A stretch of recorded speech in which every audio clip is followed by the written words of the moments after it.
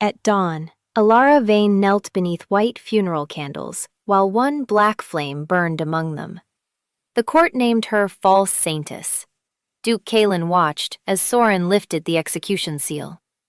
The cracked pearl ring in Elara's fist cut her palm. Pain flashed white. She woke 14 months earlier on the glass chapel floor, hearing every bell except the note that completed the chord. Golden notices announced Duke Kaelin Thorne's wedding to Lady Muriel Arden. High above, a consecrated bell sounded. Inside its silver cord lay an impossible silent beat, shaped like a waiting command. Elara stopped Kaelin in the corridor. "The wedding rite will leave a crescent wound above your heart." His hand stilled. She named its heat, depth, and the hour it would open. In the winter archive, Elara shook black residue from a ceremonial bell onto ivory cloth. She remembered the same stain on her funeral seal, void salt hidden beneath sanctified ash. Kaelin refused blind faith, but granted 7 days and equal access. Every claim needed another witness. Elara agreed. Proving the wedding was designed to kill its bride would test more than memory. They began in the glass chapel before servants arrived. Elara traced the bell frame, wax channels, and incense vents, while Kaelin recorded each observation himself. The eastern bell had been polished recently, but its rope carried old dust. Someone wanted the metal touched and the mechanism ignored. When Elara asked for the maintenance ledger, the sacristan's cabinet stood empty. Kaelin's expression did not soften. It sharpened. Elara touched the smallest consecrated bell and waited for its complete tone. A lawful dedication should have carried maker, purpose, and consenting keeper.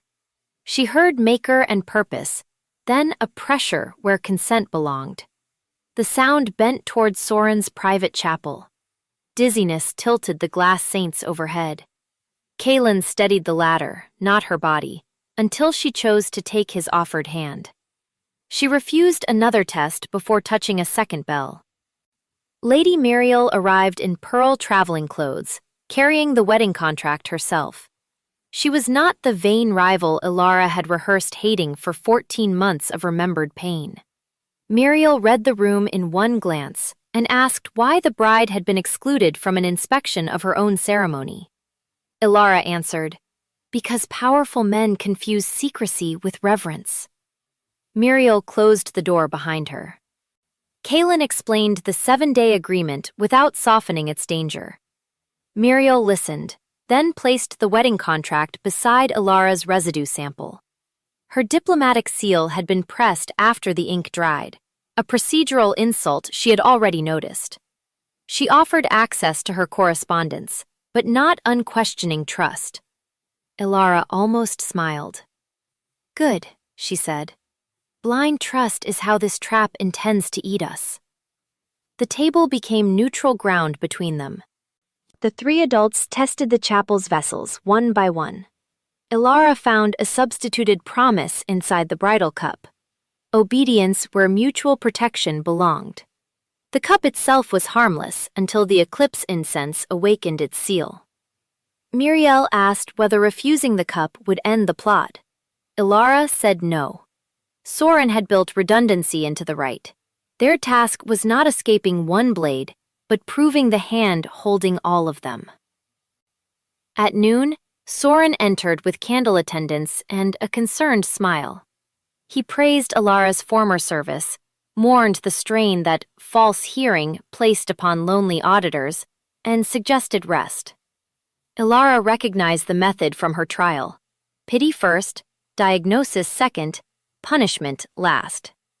She asked him to sound the eastern bell. Soren declined because the chapel was not prepared.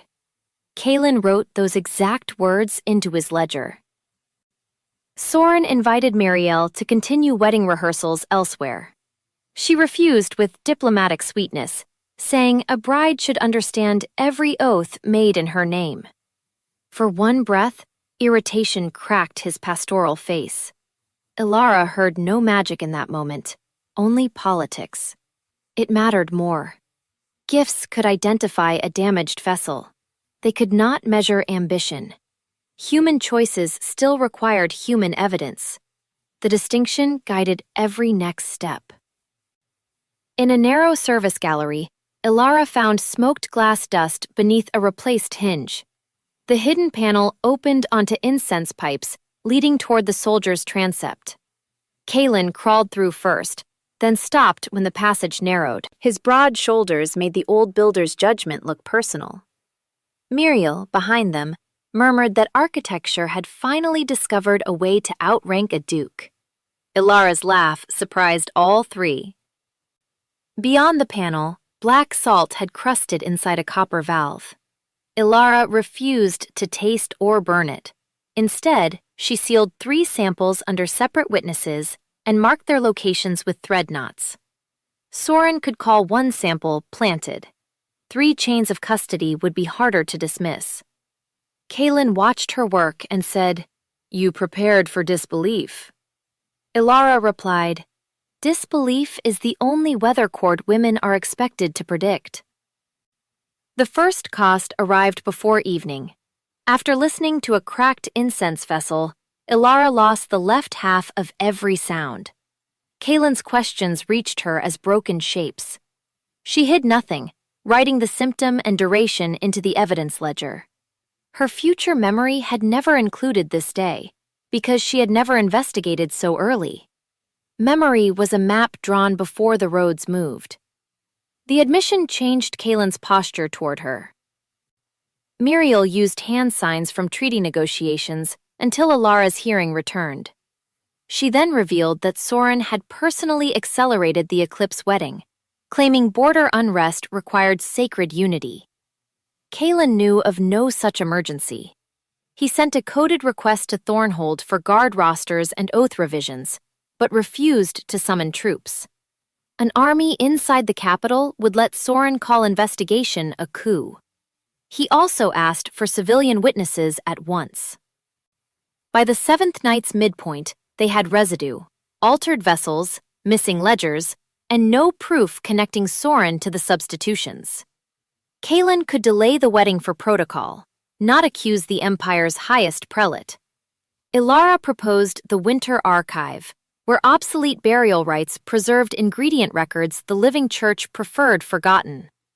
Muriel chose to come. "My death appears central," she said.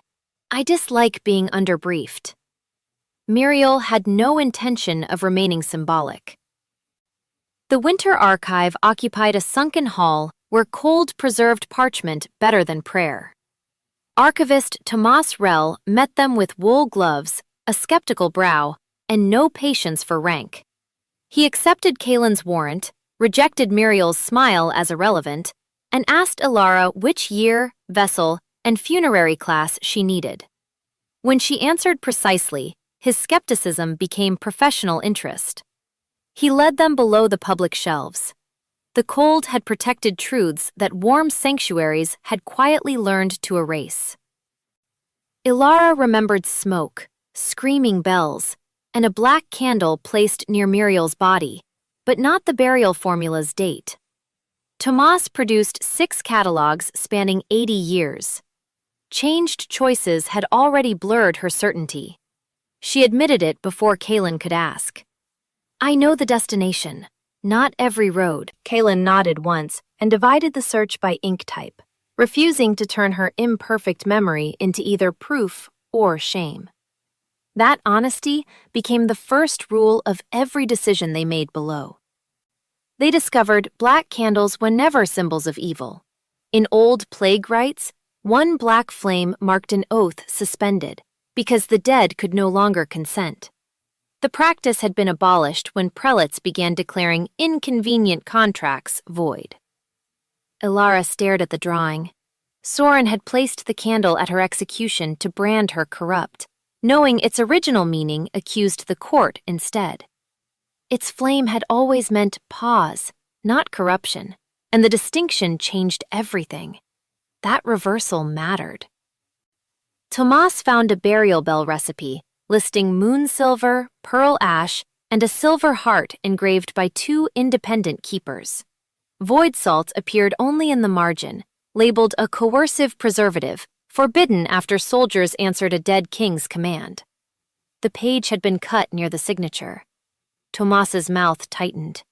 He remembered Soren requesting restoration access 3 winters earlier, but memory alone could not convict a prelate. The forbidden note named a disaster the modern faith pretended had never happened. A scrape sounded above. Elara heard it late, her left ear still dull. Kaelin extinguished their lamp while Muriel pulled the catalog beneath her cloak. Anonymous attendants entered the upper hall and began removing boxes under a forged preservation order. Tomas whispered that no transfer had been scheduled. Elara chose evidence over confrontation. They watched the thieves reveal exactly which shelves Soren feared, then marked every stolen box number. Now the thieves had unknowingly supplied a map of the concealed history. When one attendant descended, Muriel stepped into the aisle and performed offended nobility with terrifying ease. She demanded to know why her bridal genealogy was being handled without diplomatic witnesses. The attendants froze, then retreated to seek authorization. Kaelin blocked neither door nor person. Their departure remained voluntary, which left no claim of unlawful detention. Tomas quietly approved of everyone except the architecture. Their retreat preserved the theft attempt as evidence instead of turning it into a brawl. Inside the targeted boxes, they found winter funeral seals bearing faint black residue. Elara touched one intact seal and heard a coerced substitution. Guardian replaced by Master. The tone struck like pressure behind her eyes. She nearly fell into the shelf. Kaelin caught the box, not her, while Muriel guided Elara to sit. They documented the result, then waited until a second auditor could be requested.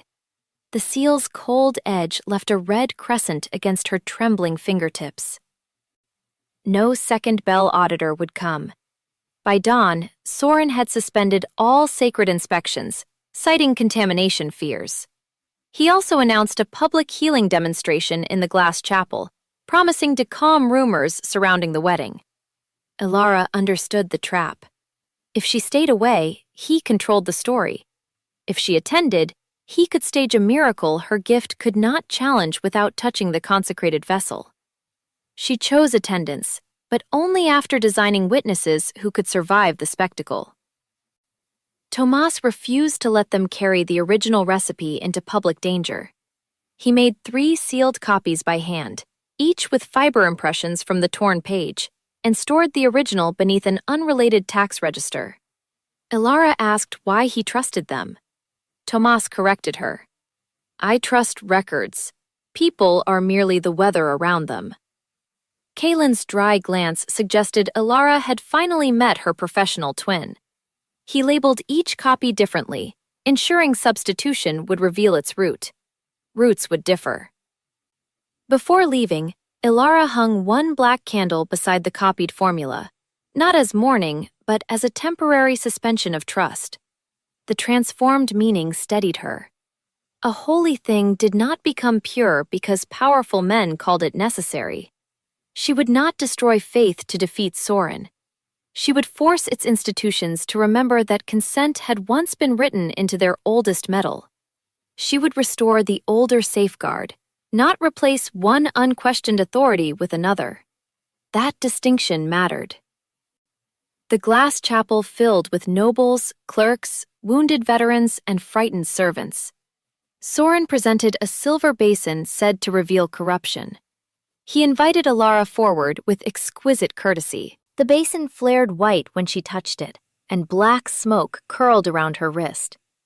Gasps moved through the crowd. Elara heard no complete tone because musicians struck cymbals from the gallery, deliberately burying the vessel's oath.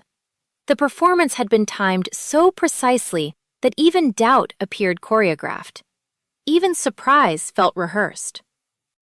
Soren declared the smoke proof that Elara's false gift contaminated sacred objects. She did not argue against spectacle. Instead, she asked Muriel to inspect the basin's underside. The bride found a concealed charcoal capsule linked to a pressure catch. Kaylin displayed it without claiming victory. Soren called it a harmless theatrical aid meant to strengthen public confidence. The lie was plausible enough to divide the room. Enough observers saw the mechanism to prevent the miracle from remaining entirely sacred. Then the staged miracle turned dangerous. A veteran collapsed after breathing the basin's smoke. Elara smelled bitter almond beneath incense and ordered the chapel doors opened.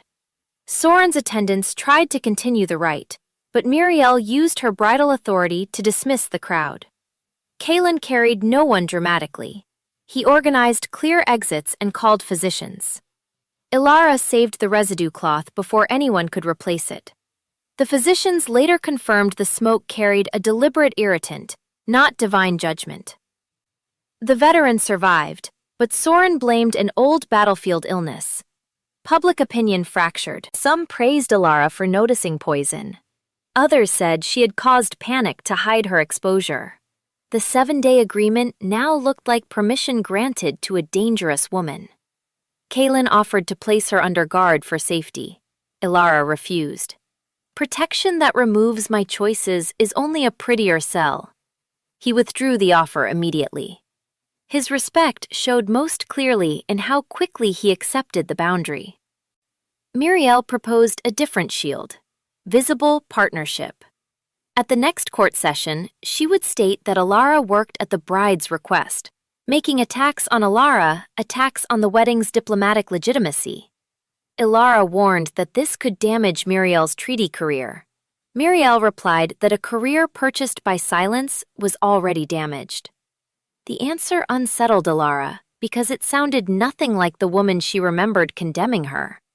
Elara's old certainty about the chosen bride loosened another painful degree. That night, Tomas identified the basin smoke as void salt mixed with lamp resin. The quantity was too small to bind anyone, but perfect for teaching the crowd to associate black residue with Elara. Soren was preparing belief as carefully as ritual. Truth did not need thunder, it needed witnesses. Elara asked Kaylin to take them north, where his soldiers' existing oaths could reveal whether the replacement had begun. The northern seals offered living contracts Soren had not yet fully rewritten. Kaylin secured a 3-day inspection journey under the ordinary excuse of reviewing winter supplies. Muriel remained publicly in the capital to keep Soren's attention, while Tomas traveled as records custodian. Elara disliked leaving Muriel exposed, but the diplomat insisted the wedding machinery would reveal more if it believed the investigation divided. At the northern gate, Kaylin gave Elara a horse and route choices, not an order. She selected the slower river road because bells carried farther over ice. Snow began. The journey stripped court ceremony from Kaylin. He checked bridge bolts, spoke to drivers by name, and slept beside the same fire as his escort. Elara noticed he never asked whether she believed he had failed her in the first life.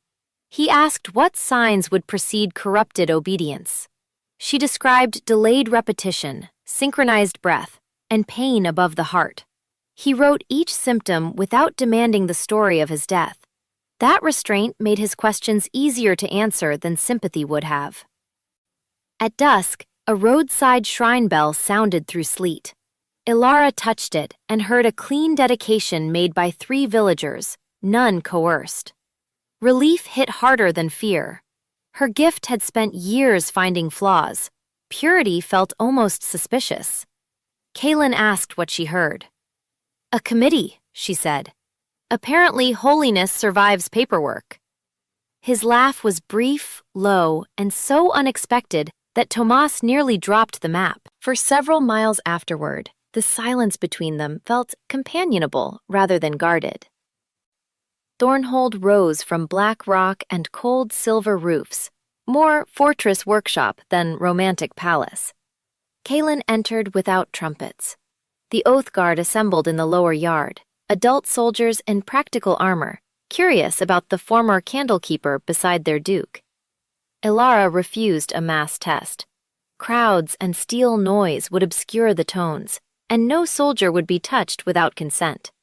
Kaelin ordered volunteers only, then joined the end of the line. No banners hung above the yard. Service, not myth, defined the place. The first guard placed a service seal on the table and stated his oath freely. Elara heard protection, term of service, and right of withdrawal. The second seal carried a faint, added pressure, directing obedience toward the sacred voice above command. It had not yet awakened. She stopped after 5 tests when the courtyard hammering blurred the harmonics. 12 more volunteers waited, but evidence did not justify injuring the auditor. Stopping early disappointed them, which proved the volunteers understood the danger was real. Kaelin closed the yard and asked each tested soldier to sign a plain language statement of what they believed their oath meant. The corrupted seal's owner had never agreed to sacred override. That difference mattered. Magic could reveal substitution, but the soldier's own account established harm. Elara watched Kaelin hand the pen back, rather than dictate wording. Consent was not the silence after a command. It was the voice that could refuse it. Several soldiers revised their statements after realizing silence had never meant agreement. A messenger arrived from the capital with Soren's new decree. The wedding would occur 4 days earlier because the eclipse path had shifted. Tomas snorted. Eclipses were less obedient than prelates. The acceleration cut their preparation in half. Worse, every northern service seal had been recalled for ceremonial blessing. Kaelin could disobey and appear rebellious, or comply and deliver his guard into Soren's hands. He asked Elara for options, not certainty. The false urgency exposed how carefully the prelate had synchronized astronomy and politics. Elara proposed replacing every sacred response with voluntary written renewal before the wedding. Kaelin objected that soldiers under his command might sign from pressure, even without magic. Their disagreement lasted through dinner. Finally, Tomas suggested independent witnesses and a private refusal box. Elara added paid leave for anyone reconsidering service. Kaelin accepted only after removing his crest from the room where signatures would be collected. The refusal box received more folded papers than any of them expected that night. The renewal process became their first public demonstration. Each soldier read the oath aloud alone, crossed out unwanted clauses, and could depart without explanation. Some shortened terms. 3 resigned. Kaelin approved their wages and travel papers without retaliation. Elara saw the cost in his face. Not anger, but grief at losing trusted people. He paid it anyway. Authority changed shape in the room, becoming less impressive and more legitimate. One veteran thanked him, then left without saluting, and Kaelin let him go. One resignation exposed the next clue. A quartermaster admitted that Soren's agents had offered promotion to guards who accepted newly blessed seals without reading them. He surrendered a wax sample and a list of delivery dates. The list bore no prelate's signature, only a cathedral supply mark. Tomas recognized the mark as belonging to the old bell foundry annex beneath Thornhold, sealed after a winter collapse. The quartermaster requested no pardon, only that the names of pressured guards remain protected. They entered the foundry annex through a frozen ventilation shaft because the formal door had been bricked from inside. Kaelin wanted to go first. Elara refused. His shoulders had already lost one argument with ancient architecture. Tomas, narrower and deeply offended by exercise, led with the lamp. The tunnel opened above rows of discarded bell hearts, each wrapped in smoked cloth and numbered by tone rather than date. Below them, old machinery creaked as if the mountain resented being investigated. Elara touched no metal until the room was quiet. A cracked heart could scatter false harmonics and worsen her hearing loss. She selected an intact silver core, bearing the cathedral supply mark. Its tone contained a substituted keeper's oath, transferred from 2 dead artisans to Soren's office. The coercion was dormant, but unmistakable. Then boots sounded at the sealed entrance. Someone had followed the quartermaster's confession north. Elara memorized its pitch before the approaching voices shattered the annex's fragile quiet. Anonymous cathedral agents broke through the mortar and demanded the evidence under sacred authority. Kaelin could have arrested them with overwhelming force. Instead, he asked for their written warrant. They had none. Elara placed the bell heart on open stone and invited them to state before Tomas that they were removing it without record. Their leader hesitated. Legitimacy, she realized, was often the moment a bully discovered witnesses had names. The hesitation gave Tomas time to seal the core beneath his own mark. The agents withdrew, but one threw a lamp into the cloth racks. Fire raced across old oil. Elara and Tomas carried the formula crates, while Kaelin opened the snow vents and directed everyone out. He did not chase the arsonists. Saving records and workers mattered more than theatrical capture. Outside, Elara counted 3 recovered bell hearts, 1 melted supply mark, and a burn across Kaelin's glove where he had shielded the ledger. Their evidence survived because no one mistook pursuit for courage. In the infirmary, Elara cut away the ruined glove. Kaelin's palm was blistered but steady. He apologized for withholding that Soren had once sponsored his appointment as Oath Commander. Elara asked whether the debt changed his evidence. "It changes how others will read it," he said. She agreed. They would disclose the connection before Soren could weaponize it. Trust grew not from spotless histories, but from choosing when to reveal the stains. The disclosure made the coming accusation less damaging, and their partnership more equal. Tomas compared the recovered core with the old recipe. The silver purity matched, but the engraving groove had been widened to accept pearl ash mixed with void salt. Only the Imperial Bell Workshop possessed that tool. The altered wedding bell had likely been completed already. Elara's memory placed its first public ringing during rehearsal, 2 days before the ceremony. Now the wedding was 3 days away. The roads had moved beneath her map. Tomorrow's remembered rehearsal could no longer be trusted to occur at all. They returned toward the capital through a mountain pass already closing with ice. A cathedral courier waited at the toll house, holding Soren's order that Elara be detained for sacrilege. Kaelin read it, then asked which civil magistrate had approved the arrest. None had. He declined to enforce a religious warrant outside lawful jurisdiction. The courier warned that refusal would stain his wedding. Kaelin answered that stains were becoming useful evidence. The courier left with his authority intact and his certainty badly damaged. Miriel's coded message reached them after midnight. Soren had announced that Elara fled north after poisoning the healing basin, and the court had accepted an emergency rehearsal for the following evening. Miriel had delayed it by demanding foreign witnesses, but she could not stop it alone. Her final line contained an unfamiliar phrase.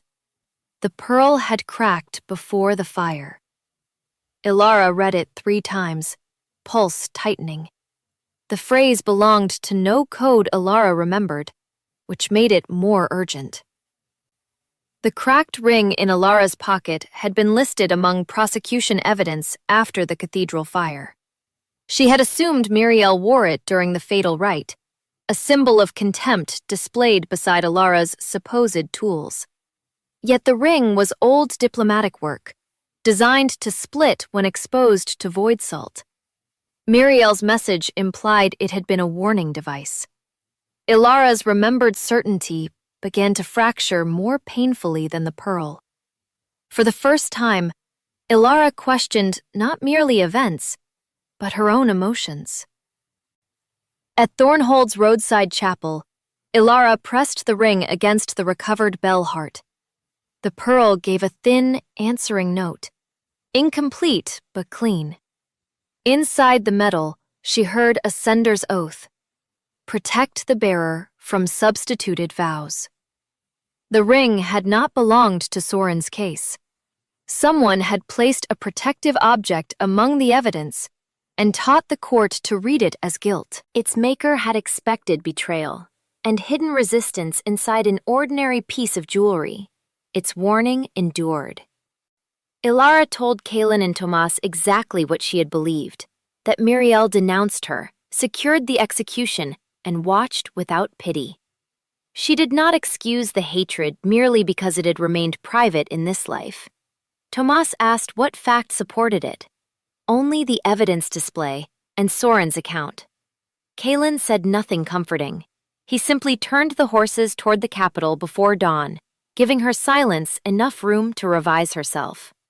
By sunrise, shame had become a reason for accuracy rather than self-punishment. They entered the winter archive through the records gate, avoiding a court crowded with arrest notices. Muriel waited beside a single black candle, guarded only by her diplomatic seal.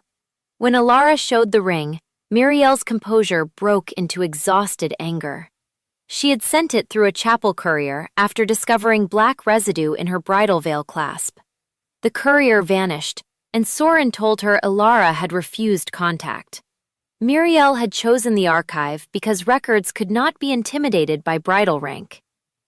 Muriel described the first life without knowing it was one. She had challenged Soren privately, then been confined under the excuse of bridal purification. She remembered seeing Elara dragged through the cathedral passage and throwing the ring toward a servant, hoping its crack would expose the salt. Elara had never seen the gesture. Manipulated evidence had built a hatred sturdy enough to survive death. Her bravery had survived unseen, while Soren's narrative claimed the credit for her silence. Elara apologized without asking forgiveness to ease her own shame. Muriel accepted the fact of the apology, not its conclusion. "Trust me after I earn it," she said. The answer matched Kaylin's 7-day condition and stung because it was fair.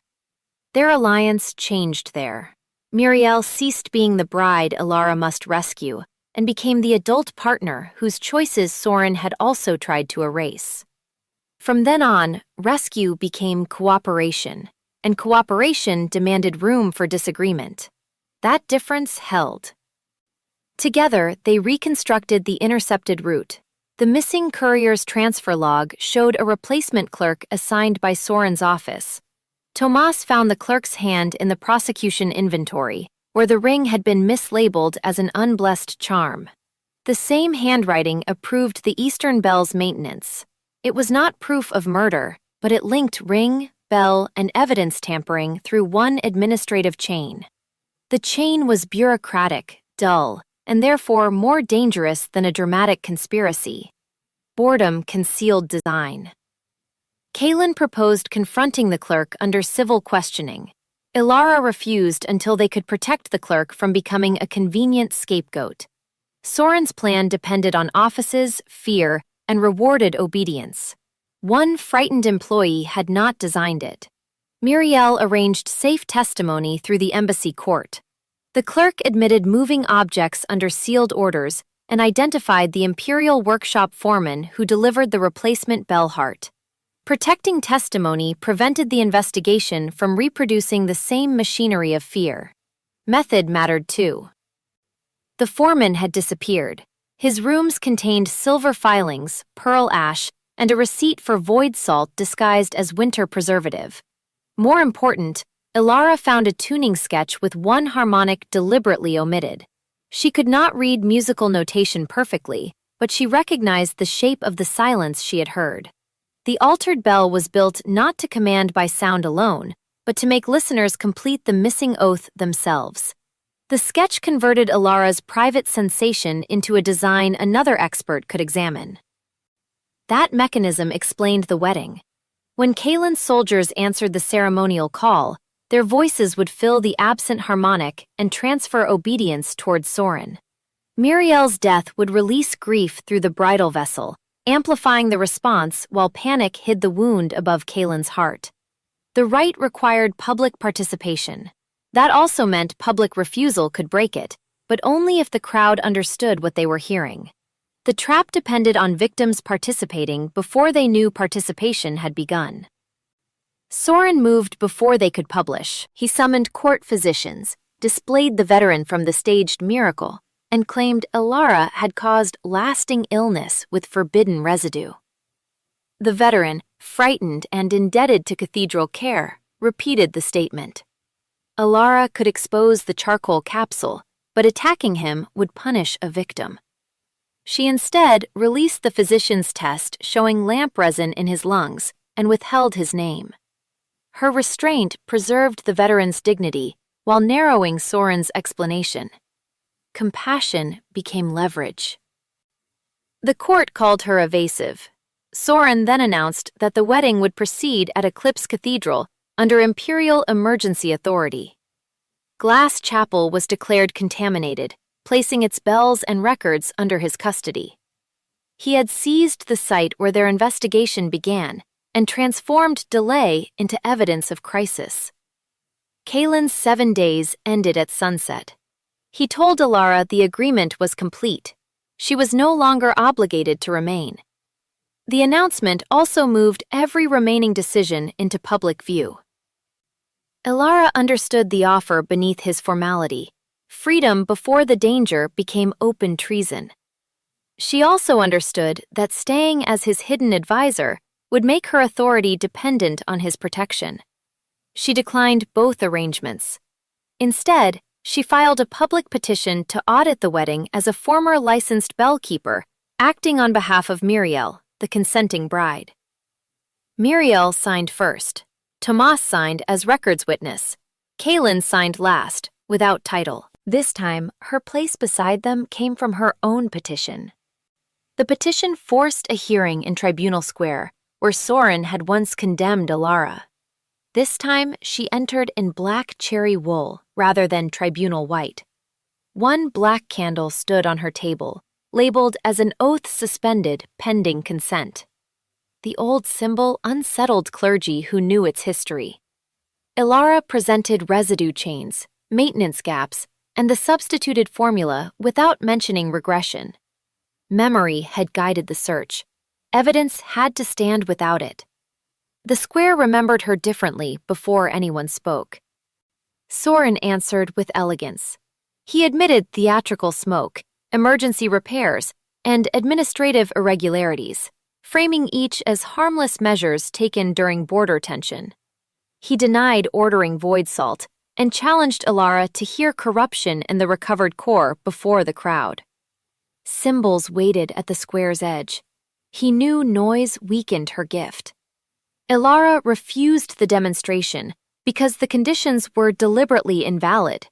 The court mistook restraint for fear.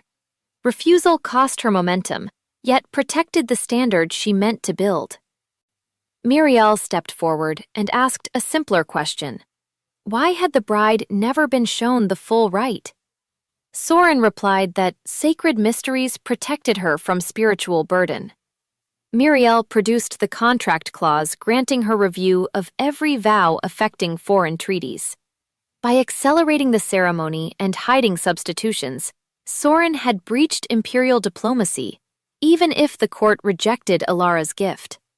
Political law opened where religious authority had sealed itself. For once, ceremony had to answer a woman's contract. Kalen then disclosed Soren's role in his appointment and the possibility that every accusation could be read as ingratitude.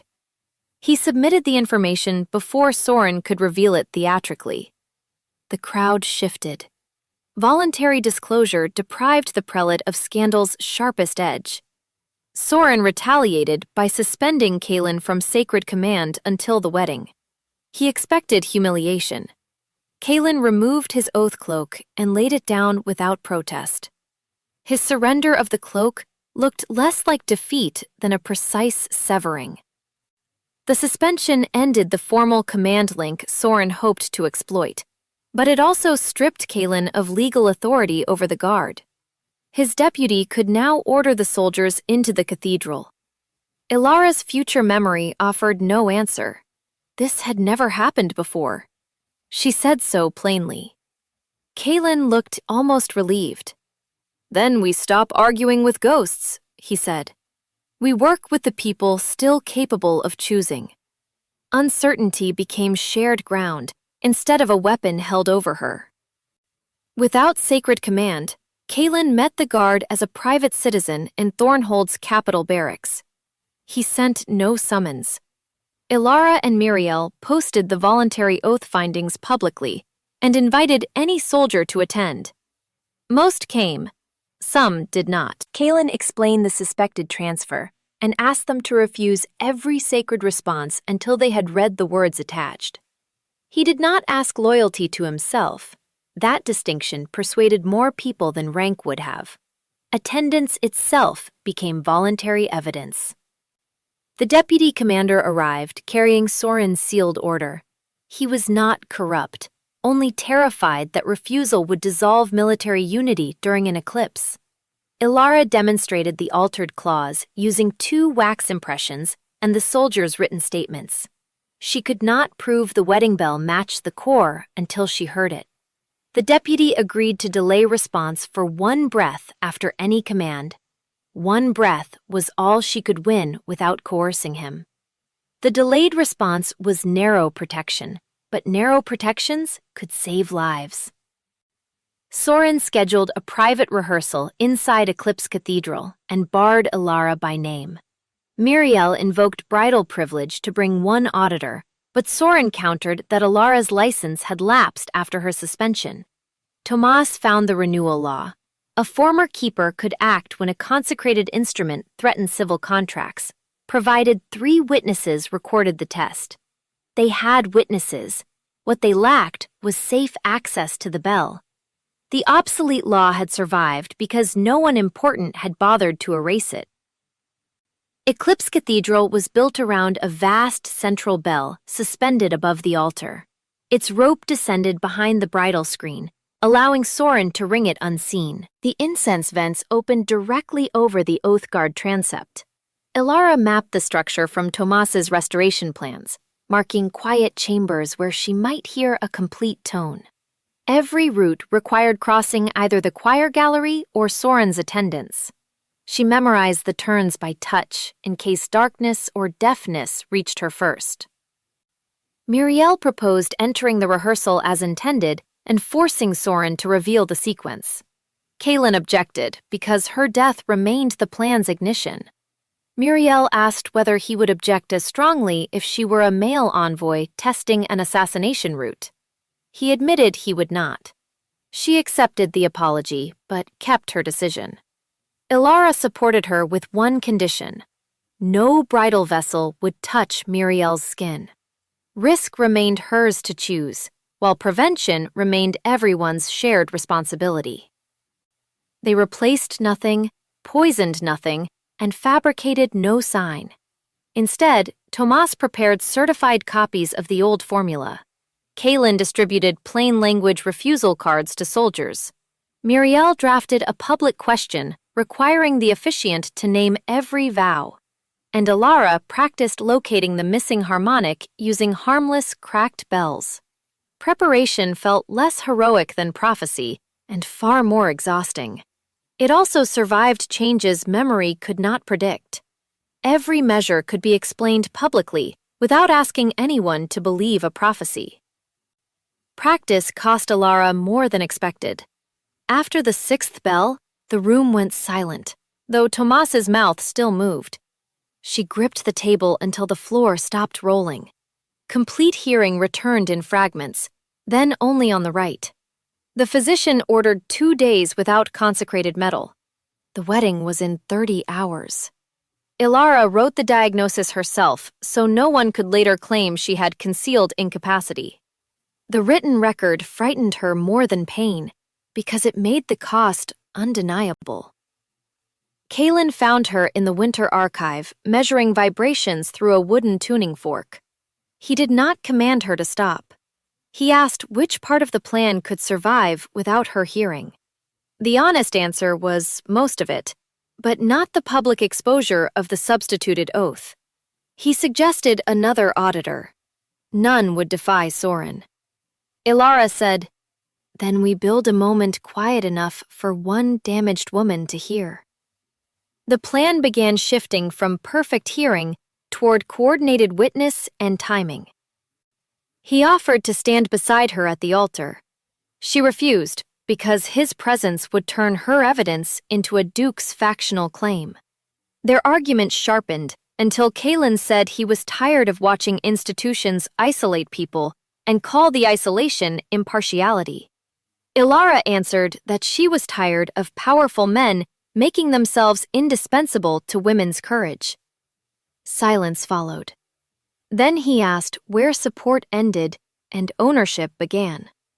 The question lowered the heat between them, without erasing the disagreement. Elara considered the question instead of punishing him for asking it late. Support meant holding exits, preserving witnesses, and accepting that she might choose differently. Ownership meant deciding danger invalidated her judgment. Kaelin agreed to remain with the soldiers, where his refusal mattered most. Before leaving, he placed a small wooden clapper on the table. It carried no consecration, no command, only a clear, ordinary knock. Its plain sound reminded her that not every trustworthy signal needed consecration. The rehearsal began beneath eclipse-darkened glass. Miriel walked the aisle in pearl ivory with no veil over her face. Soren welcomed diplomats, officers, and clergy, presenting control as reassurance. Elara entered under civil audit law with Tomas and 3 anonymous court clerks. Kaelin remained in the transept without oath cloak. The prelate's smile thinned when he saw every root of secrecy occupied by a witness. The arrangement made secrecy impossible, which was precisely why Soren hated it. Witnesses noticed everything. Soren demonstrated the bridal cup but did not ring the central bell. Elara heard enough from the vessel to confirm substituted obedience, then stopped before dizziness overcame her. Tomas recorded the test.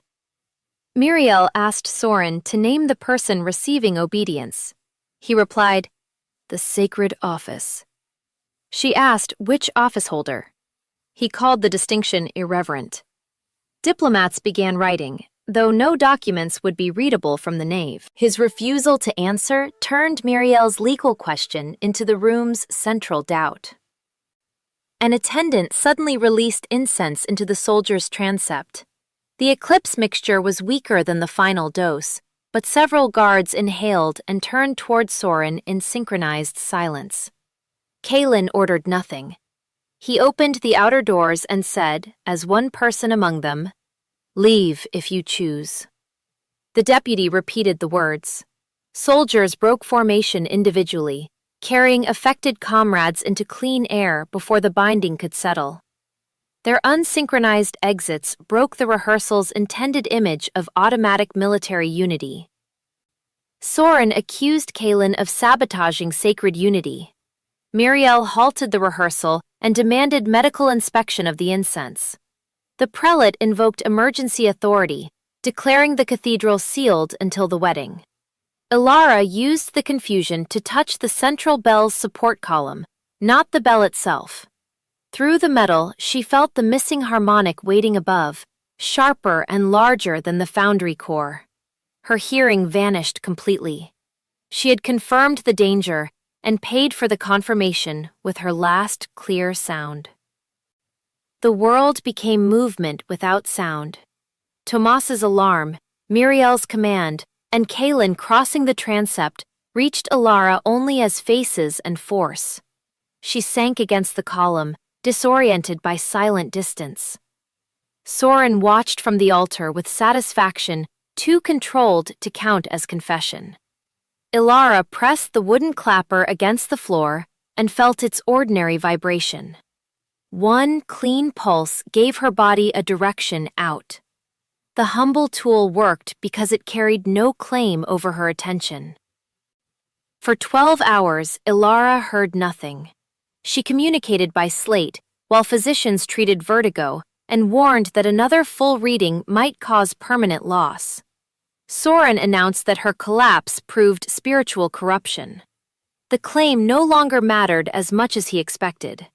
Too many adults had seen the incense released early, the soldiers turned together, and the bride stopped the rite. Public doubt had become distributed evidence.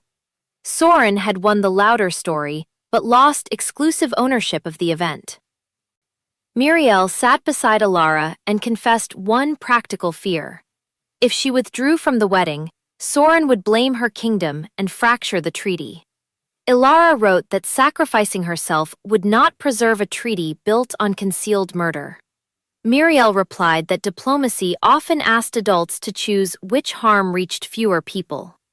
They spent an hour designing a third option: halt the vows while affirming the treaty independently. That third path required courage without converting her body into a diplomatic sacrifice. Tomas discovered the central bell's legal weakness. Its consecration required 2 keepers' signatures, yet the restored heart had only one valid lineage mark. The second oath had been transferred through the cracked pearl mixture. If the missing harmonic became audible, the bell's own structure would reveal the substitution to anyone present, gift or no gift. Elara did not need to interpret every word. She needed to restore one note. The bell itself could become a witness if they restored what Soren had removed. The cracked ring could provide that note, because its protective oath had been designed against substituted vows. Pressed to the bell at the correct strike, pearl and silver would resonate briefly.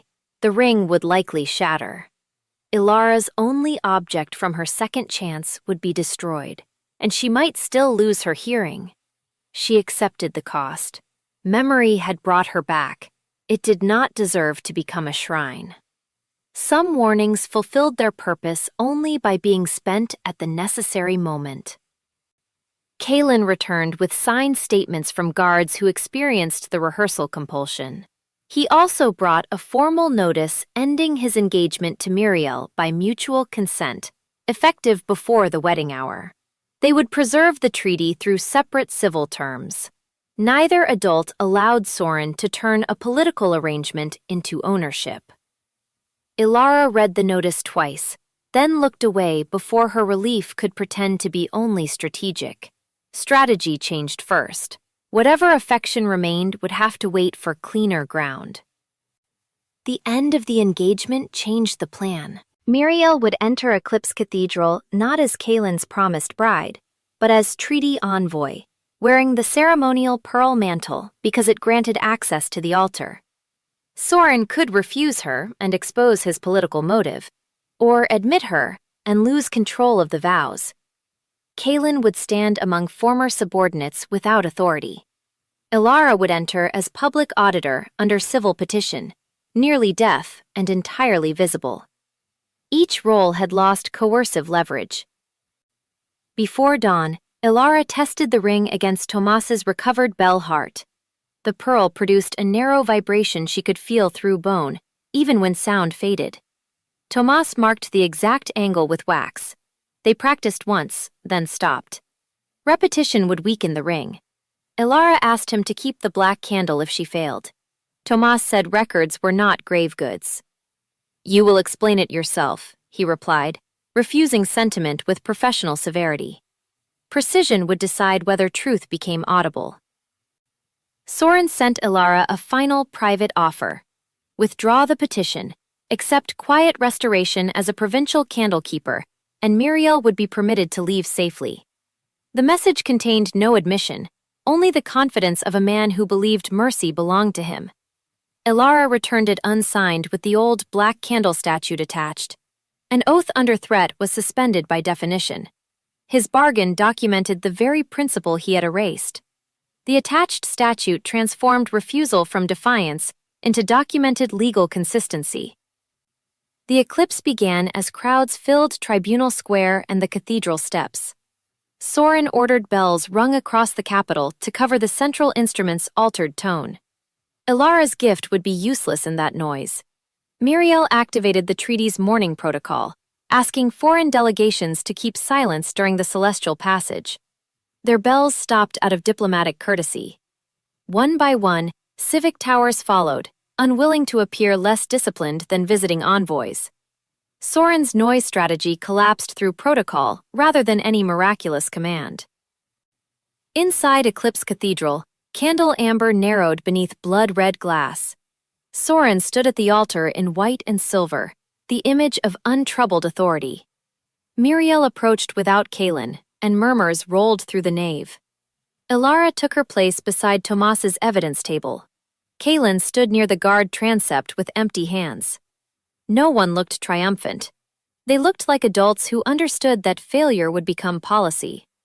The quiet made every footstep, breath, and restrained fear feel dangerously public. No mask remained. Soren opened with a prayer that named obedience as the Empire's highest peace.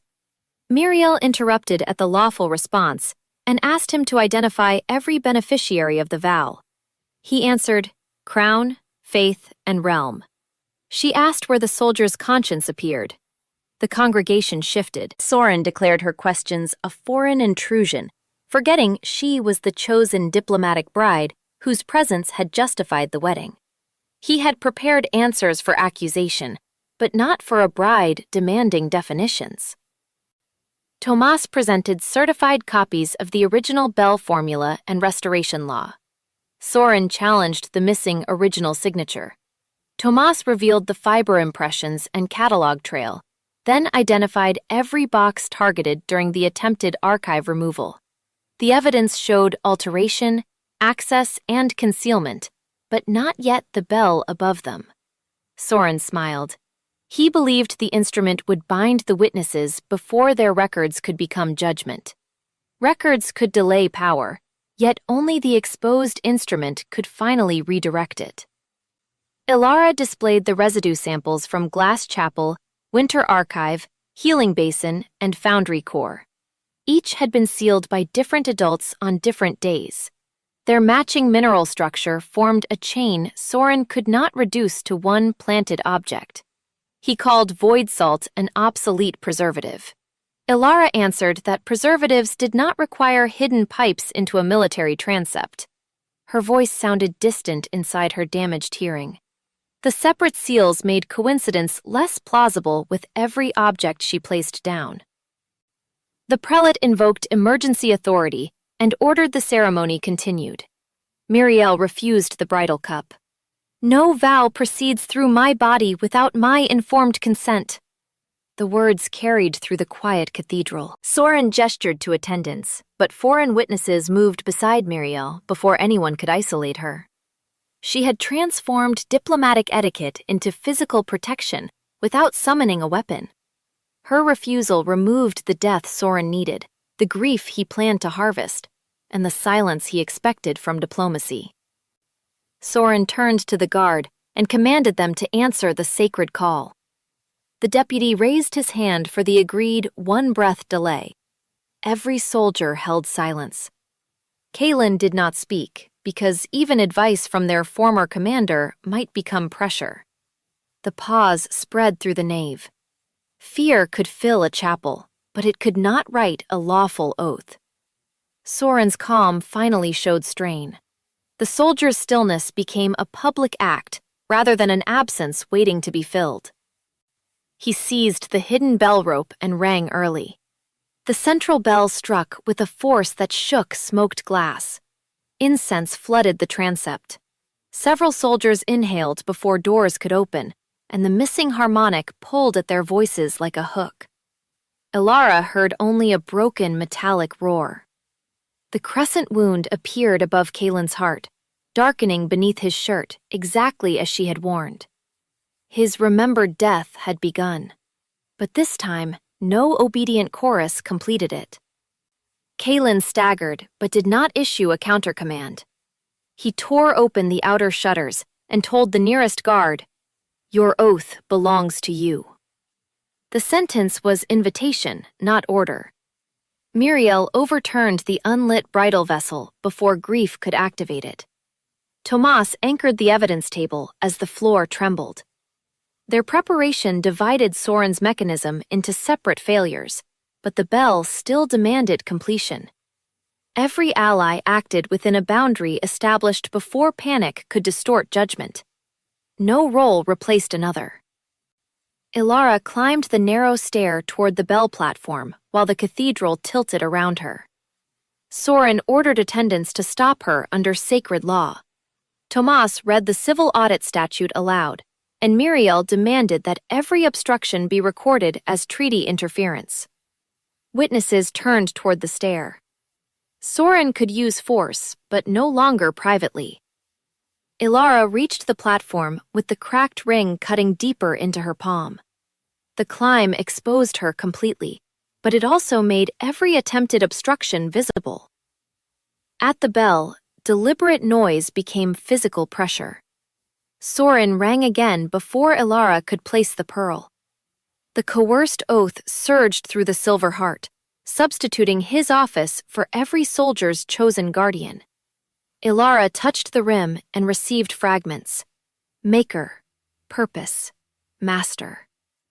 The absent word was consent. Her right ear collapsed into silence. She could no longer hear the note she had come to restore. The gift reached its limit exactly where preparation had to replace private certainty. Below, Kaelin saw her freeze, but did not climb after her.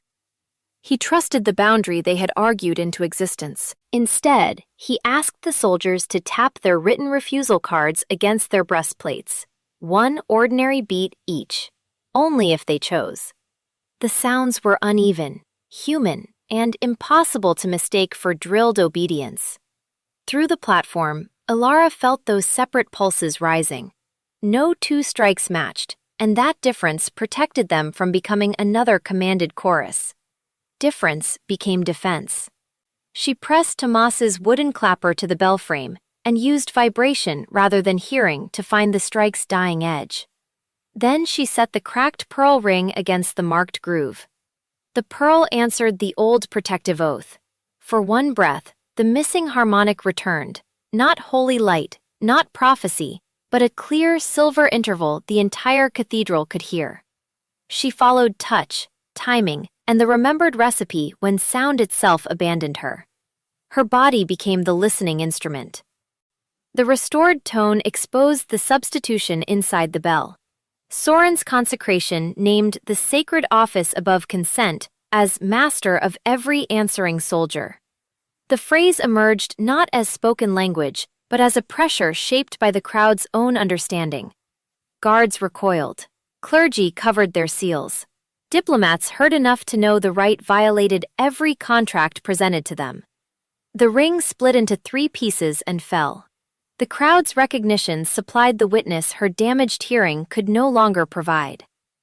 Soren pulled the rope again, trying to bury the revealed harmonic beneath repetition. The altered heart cracked along its widened groove. Black residue spilled visibly onto the pearl altar cloth. Tomas held up the original formula. Muriel named the forbidden ingredient.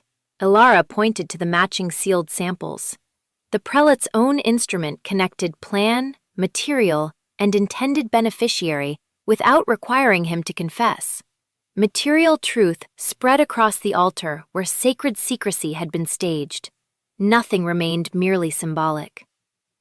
The binding recoiled through the incomplete oath. Kaelin dropped to one knee as the crescent wound opened, but the soldiers did not answer. Each refused separately, some aloud, some by silence, some by leaving the transept. Without collective response or Muriel's grief, the mechanism could not transfer command. Soren shouted that their refusal would fracture the Empire. The Empire remained standing around him. Soren's design required a single obedient body, and the guard remained many choosing adults. Multiplicity broke command. Soren attempted to invoke the Imperial Execution Clause against sacrilege. Muriel produced the civil treaty amendment ending her bridal status before the ceremony. Tomas produced the audit petition accepted in Tribunal Square.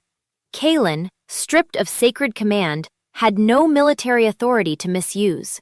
Every lawful path Soren expected to control had been changed in advance. He possessed power, but no uncontested mechanism through which to apply it. Preparation had converted their vulnerabilities into locked doors he could not legally open. The cathedral magistrates ordered Soren's detention pending civil review. Elara insisted the guards securing him state voluntary acceptance of the temporary duty. Even then, she would not use a corrupted institution's habits because the target deserved consequences. Soren looked at her with genuine incomprehension. He had believed restraint was weakness because he understood authority only as the absence of refusal. Consequences would proceed through the same consent principles he had tried to destroy. Law now had to demonstrate its restraint. When Elara descended, the knave remained almost silent to her. Kalin was seated against a pillar while physicians treated the wound over his heart. He reached toward her, then stopped before touching. She closed the distance herself and placed the 3 pearl fragments in his palm for safekeeping. Neither spoke of victory. Too many people were coughing from incense, and practical mercy had work to do. The gesture asked for trust without presuming intimacy, and he understood the answer.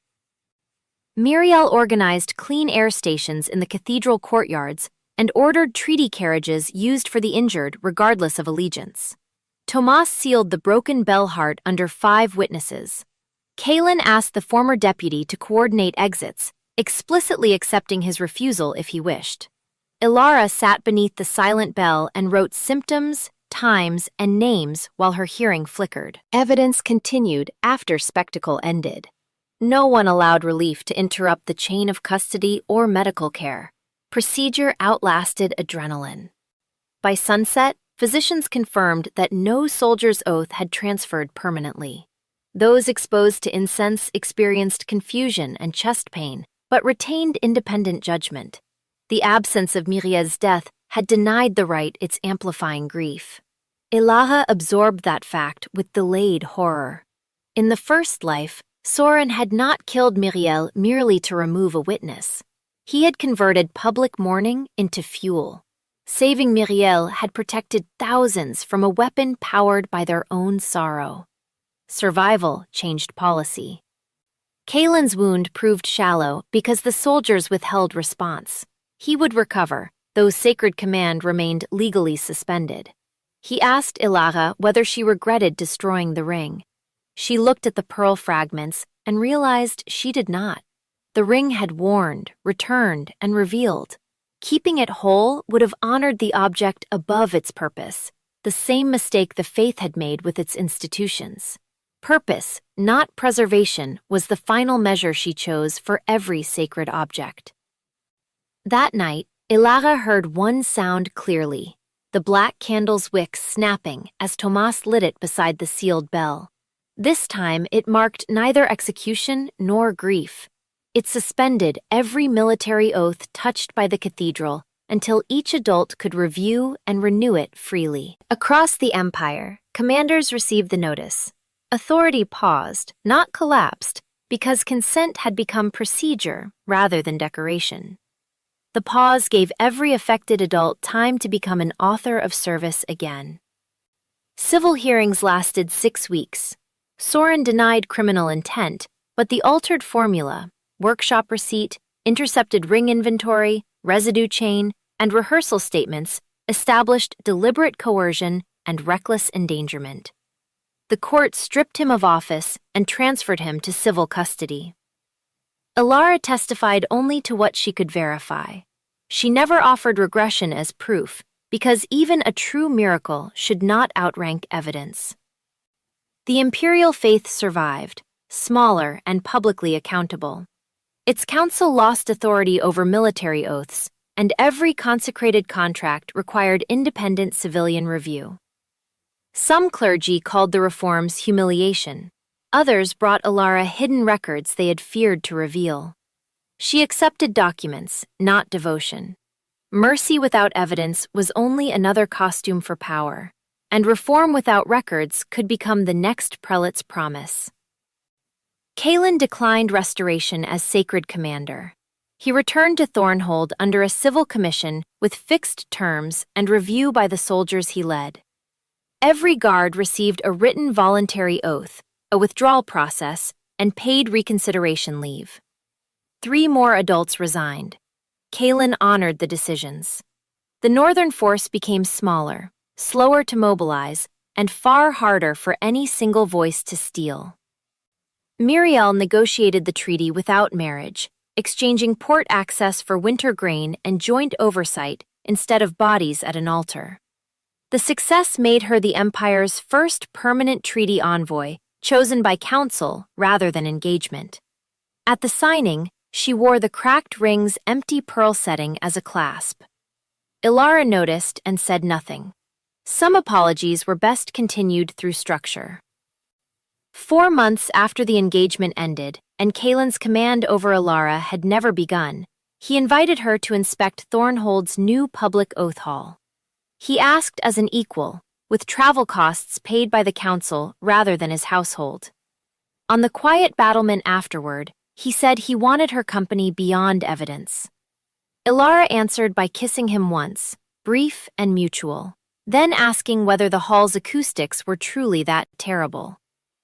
Kaylin laughed against the cold and admitted the acoustics were indefensible. He did not ask for promises under stars or offer protection disguised as romance. They agreed to write, visit when work allowed, and say no without punishment. The arrangement lacked the grandeur court poets preferred. Elara found its plainness luxurious. Affection felt different when neither person needed uncertainty to become leverage. Tomas accepted leadership of the new Office of Public Ritual Records only after inserting a clause allowing him to insult careless cataloging without disciplinary review. Elara became its first independent auditor. Their charter required open formulas, multiple witnesses, accessible complaints, and rotating keepers. No office could consecrate its own authority. Even black candles entered the inventory, with their original legal meaning restored. Elara's hearing returned unevenly. She recovered ordinary conversation and most low bells, but high harmonics sometimes vanished after long work.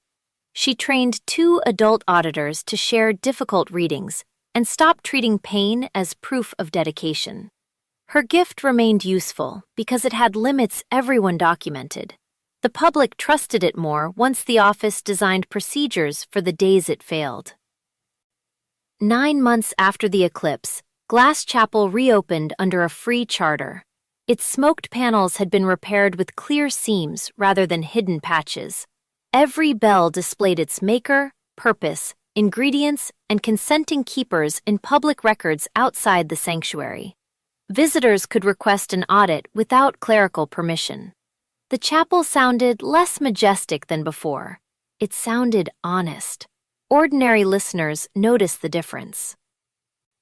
Muriel arrived between treaty journeys and found Elara testing an unbound handbell with 3 market witnesses.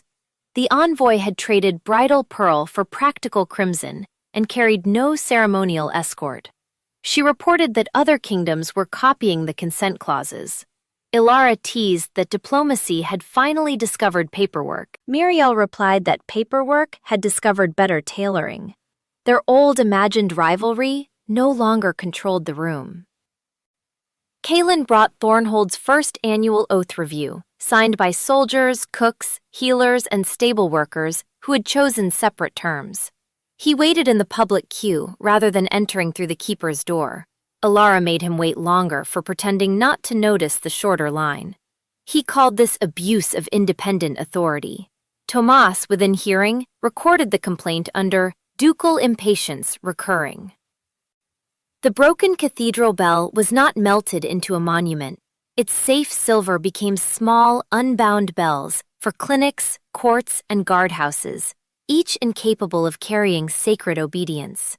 The cracked heart remained sealed for study. Elara insisted useful reform mattered more than a dramatic ruin displayed forever. People needed tools that worked, not relics that demanded fear to stay relevant. Utility became the memorial that mattered. In the chapel schoolroom, adult clerks practiced identifying altered seals by comparing complete tones. Elara taught them to ask 3 questions: who made the oath, who benefited, and who could refuse. Her gift could hear one missing promise, but any careful person could notice a contract designed to hide its answer. Skill widened where sainthood had once narrowed authority. Knowledge moved outward without inherited rank. At sunset, Elara placed the 3 pearl fragments in a small clear case beside one black candle. The candle no longer accused her. It warned that an oath remained suspended whenever consent was absent, no matter how white the robes or beautiful the bell. Kaelin stood beside her without touching until she reached for his hand. Choice made even tenderness audible. She reached first.